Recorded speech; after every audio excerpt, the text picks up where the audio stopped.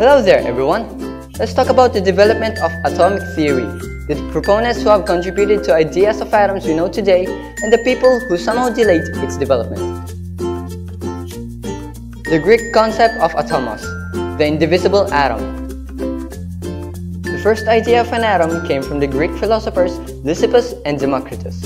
Democritus was a student of Lysippus. Their theories were more philosophical and logical than experimental and scientific.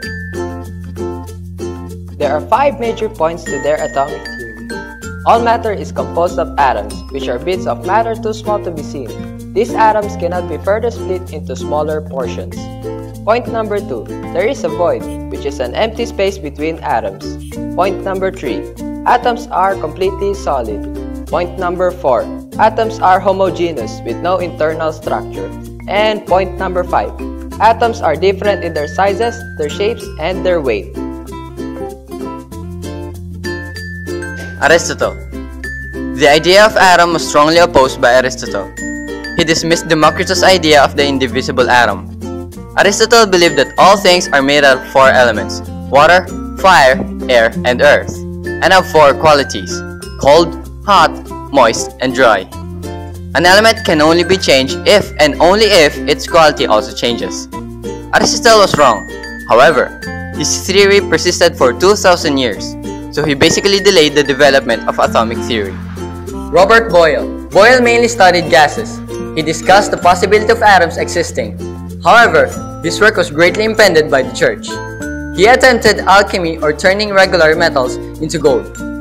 He made gas chambers to study from. Unlike the Greek philosophers, he was doing physical experiments. He proposed that elements are composed of corpuscles of various types and sizes that are able to organize themselves into groups that represent different chemical substances.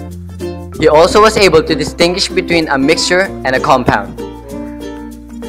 Isaac Newton. Like Boyle, Newton studied gases and the possibility of atoms existing, and like Boyle, his work was impeded by the church.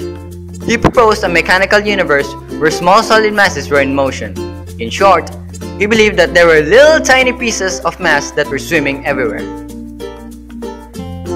John Dalton. In 1800, Dalton proposed a modern atomic model based on experimentation, not on pure reason.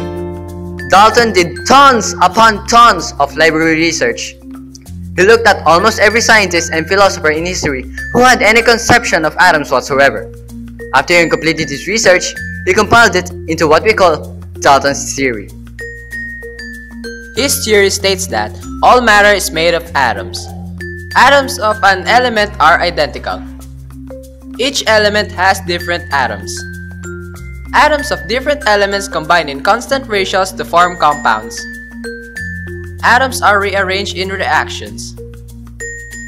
His ideas account for the law of conservation of mass. Atoms are neither created nor destroyed. J.J. Thomson. He took Dalton's research further. He showed that the atoms must consist of smaller particles. While experimenting with cathode ray tubes, he discovered electrons, the negatively charged particles inside an atom. He created the cathode ray. It is the tube that when a high voltage current is sent through it, cathode rays are formed. This ray is bent when magnets are placed around both sides of the tube. Thomson concluded that the cathode ray is attracted to one side of the magnet. Therefore, the cathode ray must have a different charge, a negatively charged particle. He later created a model to describe the atom as a field sphere with positive matter with negative particles mixed in, as he referred it as the plum pudding model. His plum pudding model shows negative electrons in a positive framework. Ernest Rutherford. Years later, Ernest Rutherford performed an experiment to test the plum pudding model. He fired alpha particles at a thin foil of gold. Almost all of the particles passed through the gold foil, but some bounced back. Most particles pass through, so atoms are mostly empty. Some positive alpha particles deflected or bounced back. Thus, a nucleus is positive and holds most of an atom's mass. The Rutherford model shows atoms are mostly empty space.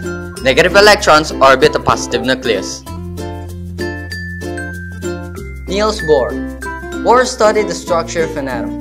He suggested that electrons didn't spiral into the nucleus, but orbit in different levels. This is called the Bohr model, or the planetary model. It represents the orbits around the central nucleus.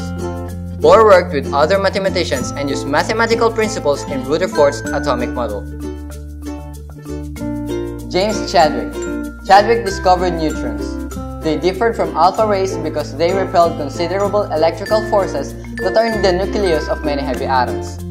A neutron can then penetrate and split the nuclei of most elements. In conclusion, theory of atoms originated from philosophers. They were more logical than scientific. It was only then when scientists have tested, proven, and corrected theories about atoms. By conducting research, studying history, and testing experiments, scientists were able to make a theory about what an atom is and what it is made of. However, these theories and research might not be totally correct, and science admits that. As further studies can be done, more discoveries can be made.